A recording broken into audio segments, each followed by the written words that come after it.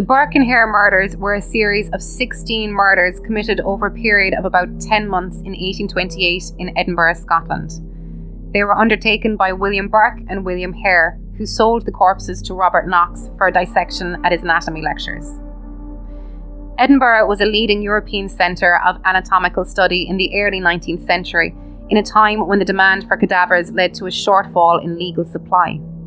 Scottish law required that corpses used for medical research should only come from those who died in prison, suicide victims, or from foundlings and orphans. The shortage of corpses led to an increase in body snatching by what were known as resurrection men.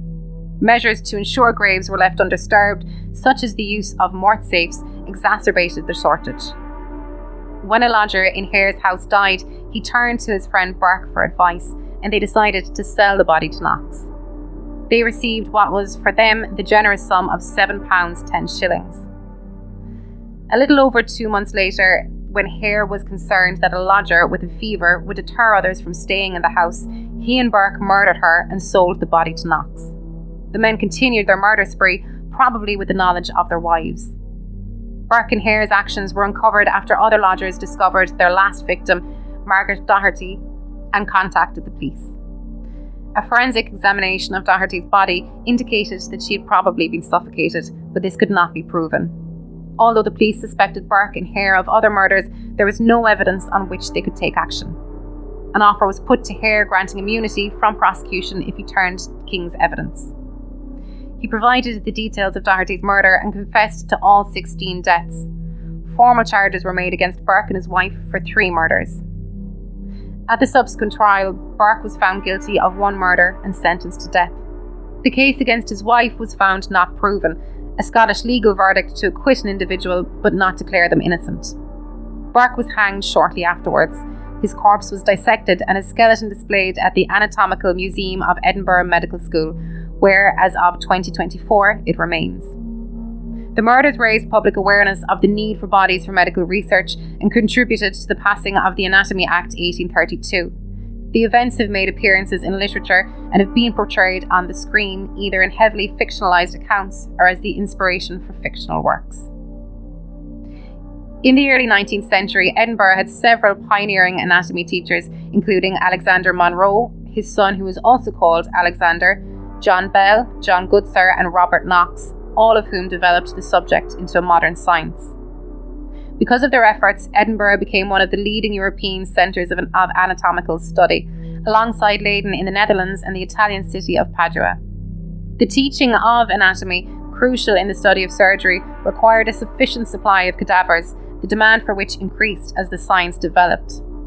Scottish law determined that suitable corpses on which to undertake the dissections were those who had died in prison, suicide victims, and the bodies of foundlings and orphans. With the rise in prestige and popularity of medicinal training in Edinburgh, the legal supply of corpses failed to keep pace with the demand. Students, lecturers, and grave robbers, also known as resurrection men, began an illicit trade in exhumed cadavers. The situation was confused by the legal position. Disturbing a grave was a criminal offence, as was the taking of property from the deceased. Stealing the body itself was not an offence, as it did not legally belong to anyone. The price per corpse changed depending on the season. It was £8 during the summer when the warmer temperatures brought on quicker decomposition, and £10 in the winter months when the demand by anatomists was greater because the lower temperatures meant that they could store corpses longer, so they undertook more dissections. By the 1820s, the residents of Edinburgh had taken to the streets to protest at the increase in grave robbing. To avoid corpses being disinterred, bereaved families used several techniques in order to deter the thieves. Guards were hired to watch the graves, and watchtowers were built in several cemeteries. Some families hired a large stone slab that could be placed over a grave for a short period until the body began to decay past the point of being useful for an anatomist. Other families used a mort safe, an iron cage that surrounded the coffin. The high levels of vigilance from the public and the techniques used to deter the grave robbers led to what the historian Ruth Richardson describes as a growing atmosphere of crisis among anatomists because of the shortage of corpses. The historian Tim Marshall considers the situation meant Burke and Hare took grave robbing to its logical conclusion. Instead of digging up the dead, they accepted lucrative incentives to destroy the living. Robert Knox was an anatomist who had qualified as a doctor in 1814. After contracting smallpox as a child, he was blind in one eye and badly disfigured. He undertook service as an army physician at the Battle of Waterloo in 1815, followed by a post in England, and then during the Cape Frontier War in 1819 in South Africa. He eventually settled in his hometown of Edinburgh in 1820. In 1825, he became a Fellow of the Royal College of Surgeons of Edinburgh, where he lectured on anatomy. He undertook dissections twice a day, and his advertising promised a full demonstration on fresh anatomical subjects as part of every course of lectures he delivered. He stated that his lessons drew over 400 pupils. Claire Taylor, his biographer in the Oxford Dictionary of National Biography, observes that he built up a formidable reputation as a teacher and lecturer and almost single-handedly raised the profile of the study of anatomy in Britain. Another biographer, Isabel Ray, considers that without Knox, the study of anatomy in Britain might not have progressed as it did. William Burke was born in 1792 in Erney, County Tyrone, Ireland, one of two sons to middle-class parents. Burke, along with his brother Constantine, had a comfortable upbringing and both joined the British Army as teenagers. Burke served in the Donegal militia, where he met and married a woman from County Mayo, where they later settled. The marriage was short-lived, and in 1818, after an argument with his father-in-law over land ownership, Burke deserted his wife and family. He moved to Scotland and became a labourer working on the Union Canal. He settled in the small village of Maddiston near Falkirk and set up home with Helen MacDougall, who he affectionately nicknamed Nellie. She became his second wife. After a few years, and when the works on the canal were finished, the couple moved to Tanner's Close, Edinburgh, in November 1827. They became hawkers, selling second-hand clothes to the impoverished locals. Burke then became a cobbler, a trade in which he experienced some success, earning upwards of £1 a week. He became known locally as an industrious and good-humoured man who often entertained his clients by singing and dancing for them on their doorsteps while plying his trade. Although raised as a Roman Catholic, Burke became a regular worshipper at Presbyterian religious meetings held in the Grassmarket, where he was seldom seen without a Bible. William Hare was probably born in County Armagh, County Derry, or in Newry. His age and year of birth are unknown. When arrested in 1828, he gave his age as 21, but one source states that he was born between 1792 and 1804. Information on his earlier life is scant, although it is possible that he worked in Ireland as an agricultural labourer before travelling to Britain. He worked on the Union Canal for 7 years before moving to Edinburgh in the mid-1820s, where he worked as a coalman's assistant. He launched at Tanner's Close in the house of a man named Logue and his wife Margaret Laird in the nearby Westport area of the town. When Logue died in 1826, Hare may have married Margaret. Based on contemporary accounts, Brian Bailey, in his history of the murders, describes Hare as illiterate and uncouth, a lean, quarrelsome, violent, and immoral character with the scars from the old wounds about his head and brow. Bailey describes Margaret, who was also an Irish immigrant, as hard-featured and debauched virago. In 1827, Burke and MacDougall went to Midlothian to work on the harvest, where they met Hare. The men became friends, and when Burke and MacDougall returned to Edinburgh, they moved into Hare's Tanner Close lodging house, where the two couples soon acquired a reputation for hard drinking and boisterous behaviour. On the 29th of November 1827, Donald, a lodger in Hare's house, died of dropsy shortly after receiving a quarterly army pension while owing £4 of back rent.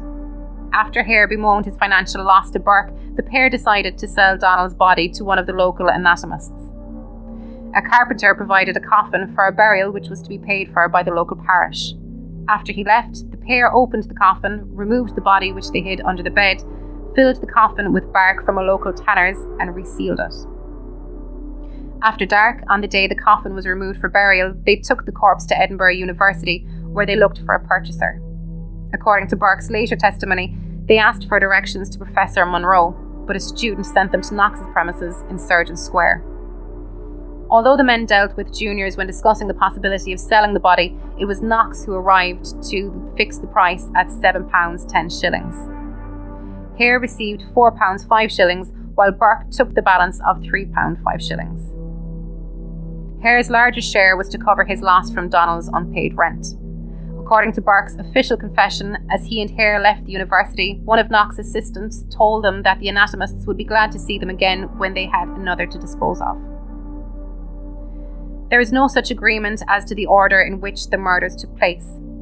Burke made 2 confessions but gave different sequences for the murders in each statement. The first was an official one given on the 3rd of January 1829 to the sheriff substitute, the procurator fiscal, and the assistant sheriff clerk. The second was in the form of an interview with the Edinburgh Current that was published on the 7th of February 1829. These in turn differed from the order given in Hare's statement, although the pair were agreed on many of the points of the murders. Contemporary reports also differ from the confessions of the 2 men. More recent sources, including the accounts written by Brian Bailey, Lisa Rosner, and Owen Dudley Edwards, either follow one of the historic versions or present their own order of evidence. Most of the sources agree that the first murder in January or February 1828 was either that of a miller named Joseph lodging in Hare's house or a salt seller named Abigail Simpson. The historian Lisa Rosner considers Joseph the more likely. A pillow was used to smother the victim, while later ones were suffocated by a hand over the nose and mouth. The novelist Sir Walter Scott, who took a keen interest in the case, also thought the miller was the more likely first victim and highlighted that there was an additional motive to reconcile them to the deed, as Joseph had developed a fever and had become delirious. Hare and his wife were concerned that having a potentially infectious lodger would be bad for business. Hare again turned to Burke, and after providing their victim with whiskey, Hare suffocated Joseph while Burke lay across the upper torso to restrict movement. They again took the corpse to Knox, who this time paid them £10. Rosner considers the method of murder to be ingenious. Burke's weight on the victim stifled movement, and thus the ability to make noise, while it also prevented the chest from expanding should any air get past Hare's suffocating grip. In Rosner's opinion, the method would have been practically undetectable until the era of modern forensics. The order of the 2 victims next after Joseph is also unclear. Rosner puts the sequence as Abigail Simpson, followed by an English male lodger from Cheshire, while Bailey and Dudley Edwards each have the order as the English male lodger, followed by Simpson. The unnamed Englishman was a travelling seller of matches and tinder who fell ill with jaundice at Hare's lodging house.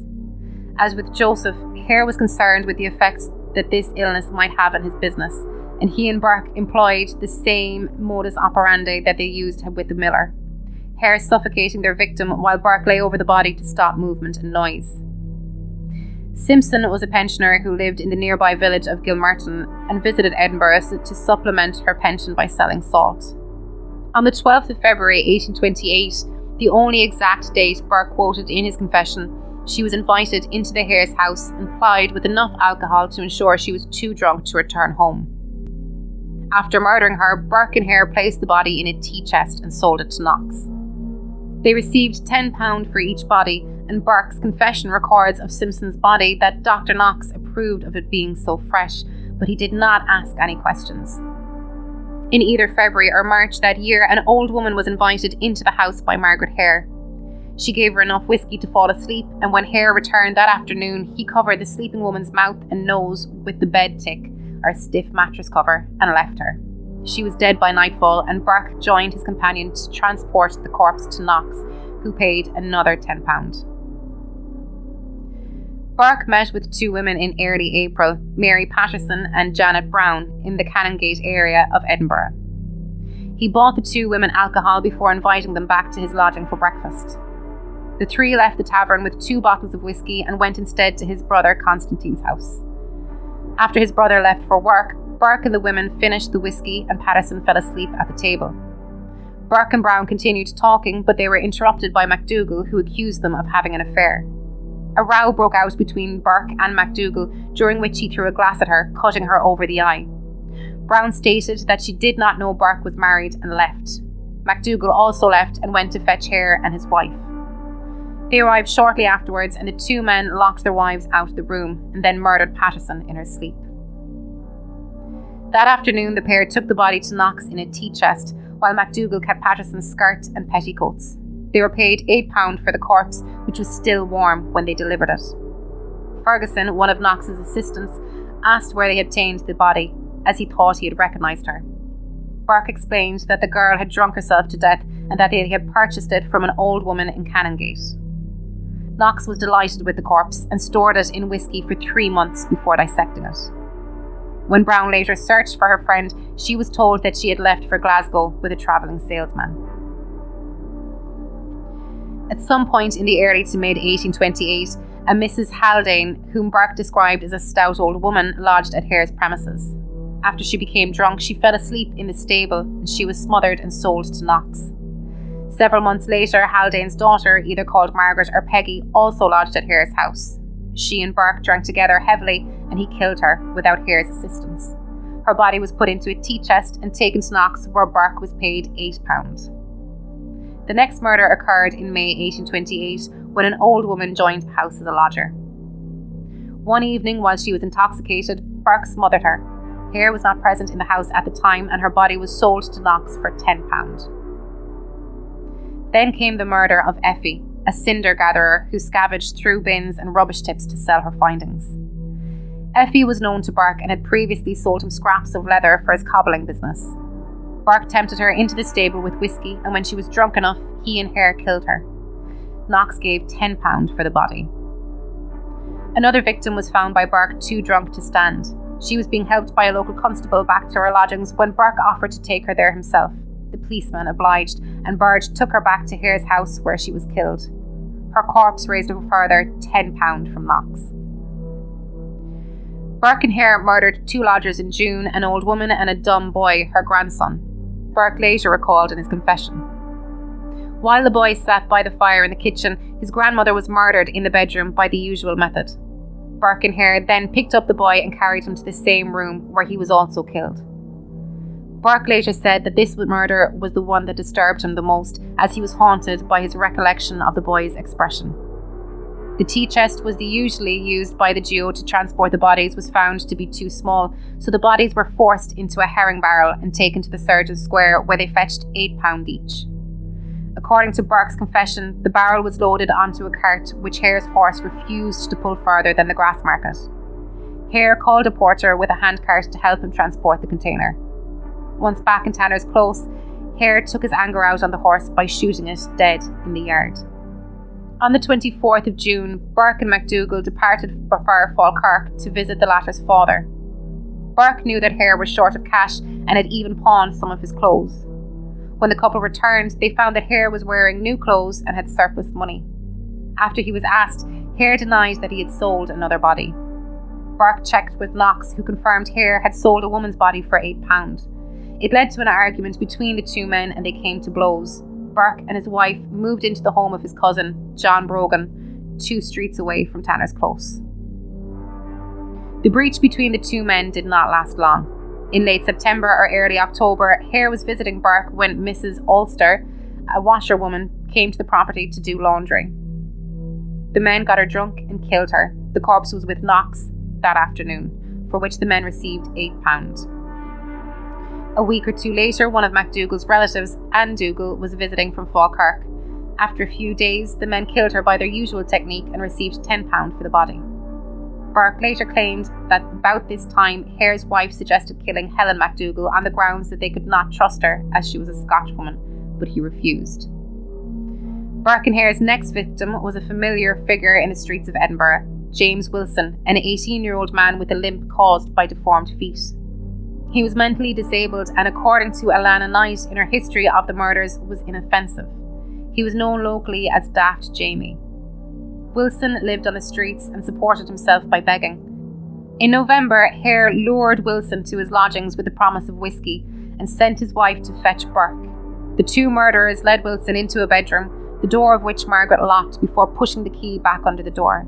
As Wilson did not like excess whiskey, he preferred snuff. He was not as drunk as most of the duo's victims.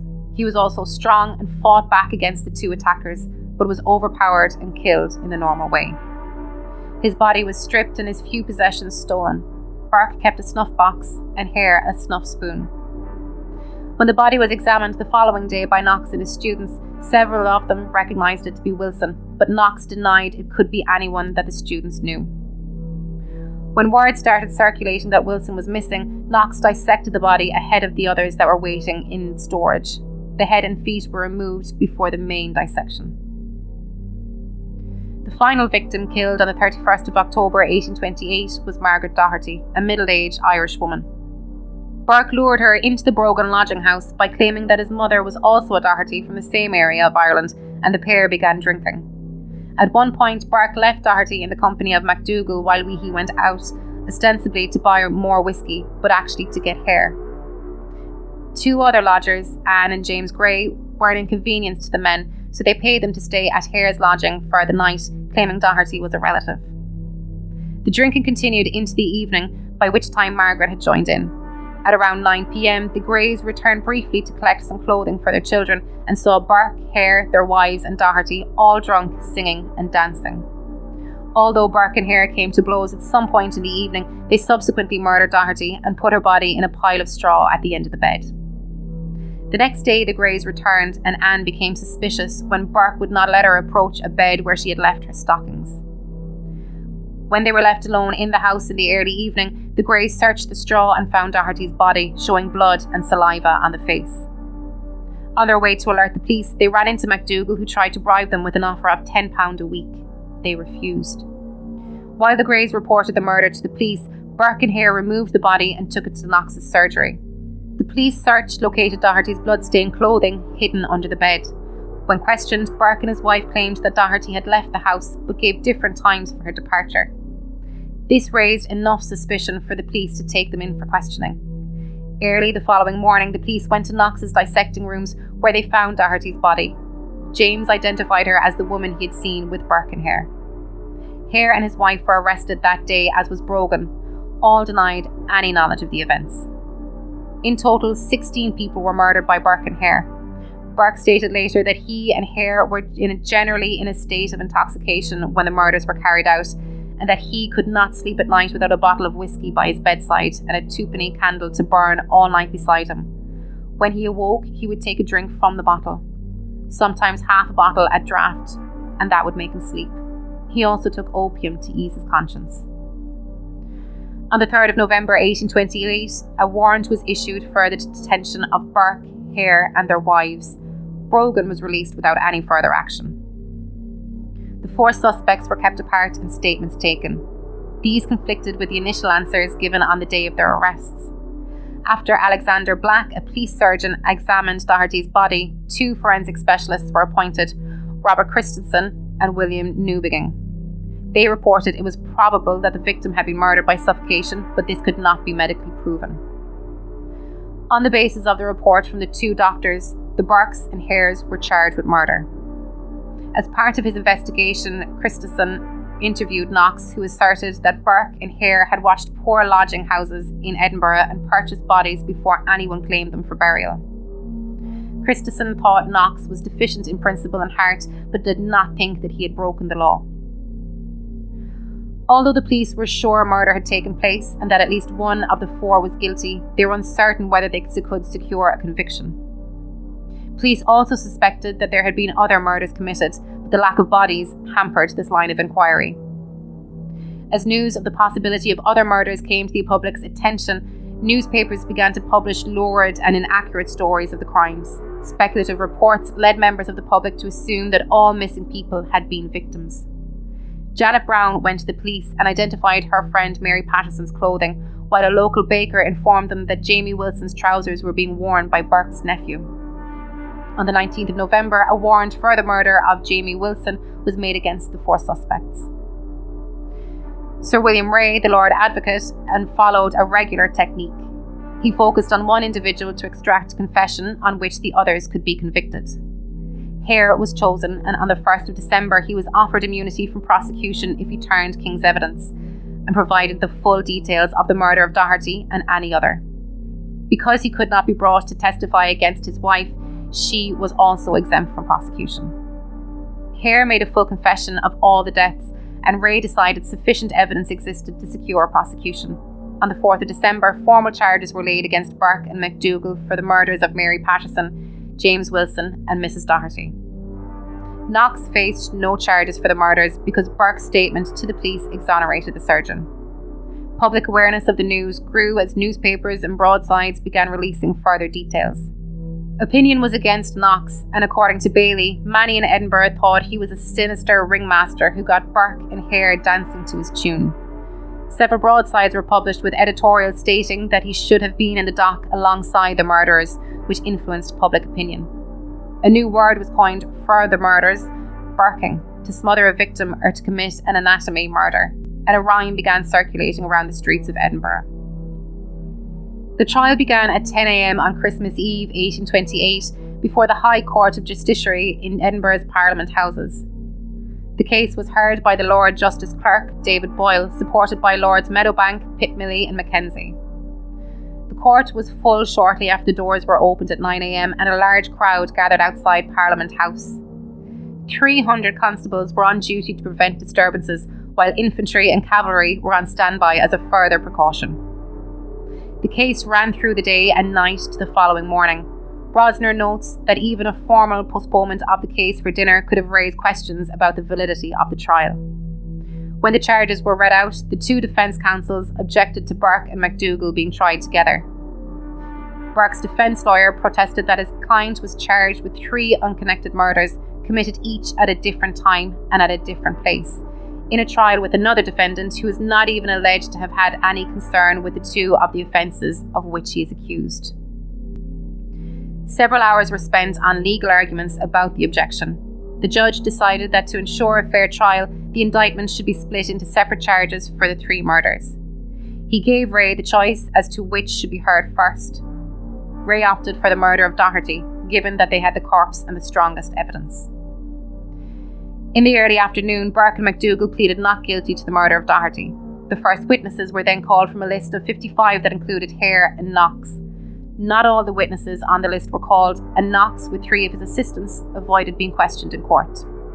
One of Knox's assistants, David Patterson, who had been the main person Burke and Hare had dealt with at Knox's surgery, was called and confirmed the pair had supplied the doctor with several corpses. In the early evening, Hare took the stand to give evidence. Under cross-examination about the murder of Doherty, Hare claimed Burke had been the sole murderer and MacDougall had twice been involved by bringing Doherty back to the house after she had run out. Hare stated that he had assisted Burke in the delivery of the body to Knox. Although he was asked about the other murders, he was not obliged to answer the questions, as the charge related only to the death of Doherty. After Hare's questioning, his wife entered the witness box, carrying their baby daughter, who had developed whooping cough. Margaret used the child's coughing fits as a way to give herself thinking time for some of the questions, and told the court that she had a very poor memory and could not remember many of the events. The final prosecution witnesses were the 2 doctors, Black and Christensen. Both said they suspected foul play, but that there was no forensic evidence to support the suggestion of murder. There were no witnesses called for the defence, although the pre-trial declarations by Burke and MacDougall were read out in their place. The prosecution summed up their case, after which at 3 a.m, Burke's defence lawyer began his final statement, which lasted for 2 hours. MacDougall's defence lawyer began his address to the jury on his client's behalf at 5 a.m. Boyle then summing up, directing the jury to accept the arguments of the prosecution. The jury retired to consider its verdict at 8:30 a.m. on Christmas Day and returned 50 minutes later. It delivered a guilty verdict against Burke for the murder of Doherty. The same charge against MacDougall they found not proven.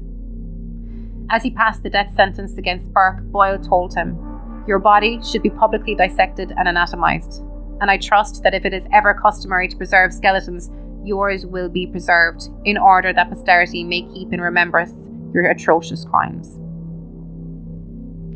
MacDougall was released at the end of the trial and returned home. The following day, she went to buy whiskey and was confronted by a mob who were angry at a not proven verdict. She was taken to a police building in nearby Fountain Bridge for her own protection, but after the mob laid siege to it, she escaped through a back window to the main police station of Edinburgh's High Street. She tried to see Burke, but permission was refused. She left Edinburgh the next day, and there are no clear accounts of her later life. On the 3rd of January 1829, on the advice of both Catholic priests and Presbyterian clergy, Burke made another confession. This was more detailed than the official one provided prior to his trial. He placed much of the blame of the murders on Hare. On the 16th of January 1829, a petition on his behalf to James Wilson's mother and sister protesting against Hare's immunity and intended release from prison was given lengthy consideration by the High Court of Justiciary and rejected by a vote of 4-2. Margaret was released on the 19th of January and travelled to Glasgow to find a passage back to Ireland. While waiting for a ship, she was recognised and attacked by a mob. She was given shelter in a police station before being given a police escort onto a Belfast-bound vessel. No clear accounts exist of what became of her after she landed in Ireland. Burke was hanged on the morning of the 28th of January 1829 in front of a crowd possibly as large as 25,000. Views from windows in the tenements overlooking the scaffold were hired at prices ranging from 5 shillings to 20 shillings. On the 1st of February, Burke's corpse was publicly dissected by Professor Munro in the anatomy theatre of the university's Old College. Police had to be called when large numbers of students gathered, demanding access to the lecture for which a limited number of tickets had been issued. A minor riot ensued. Calm was restored only after one of the university professors negotiated with the crowd that they would be allowed to pass through the theatre in batches of 50 after the dissection. During the procedure, which lasted for 2 hours, Munro dipped his quill pen into Burke's blood and wrote, "This is written with the blood of William Burke, who was hanged at Edinburgh. This blood was taken from his head." Burke's skeleton was given to the Anatomical Museum of the Edinburgh Medical School, whereas as of 2024, it remains. His death mask and a book said to be bound with his tanned skin is on display at the Surgeons' Hall Museum. Hare was released on the 5th of February 1829. His extended stay in custody had been undertaken for his own protection, and was assisted in leaving Edinburgh in disguise by the mail coach to Dumfries. At one of its stops, he was recognised by a fellow passenger, Erskine Douglas Sanford, a junior counsel who had represented Wilson's family. Sanford informed his fellow passengers of Hare's identity. On arrival in Dumfries, the news of Hare's presence spread and a large crowd gathered at the hostel where he was due to stay the night. Police arrived and arranged for a decoy coach to draw off the crowd while Hare escaped through a back window and into a carriage which took him to the town's prison for safekeeping. A crowd surrounded the building. Stones were thrown at the door and windows and street lamps were smashed before 100 special constables arrived to restore order. In the small hours of the morning, escorted by the sheriff officer and a militia guard, Hare was taken out of town, set down on the Annan Road and instructed to make his way to the English border. There were no subsequent reliable sightings of him and his eventual fate is unknown. Knox refused to make any public statements about his dealings with Burke and Hare. The common thought in Edinburgh was that he was culpable in the events. He was lampooned in caricature, and in February 1829 a crowd gathered outside his house and burned an effigy of him. A committee of inquiry cleared him of complicity and reported that they had seen no evidence that Dr. Knox or his assistants knew that the murder was committed in procuring any of the subjects brought to his rooms. He resigned from his position as curator of the College of Surgeons Museum and was gradually excluded from university life by his peers. He left Edinburgh in 1842 and lectured in Britain and mainland Europe. While working in London, he fell foul of the regulations of the Royal College of Surgeons and was debarred from lecturing. He was removed from the role of Fellows of the Royal Society of Edinburgh in 1848. From 1856, he worked as a pathological anatomist at the Brompton Cancer Hospital and had a medical practice in Hackney until his death in 1862. If you like that, then listen to our main show every Wednesday on all good podcast providers. It's Alive, the really, really fake true crime horror podcast. All the guts and gore, none of the guilt. See you on Wednesdays.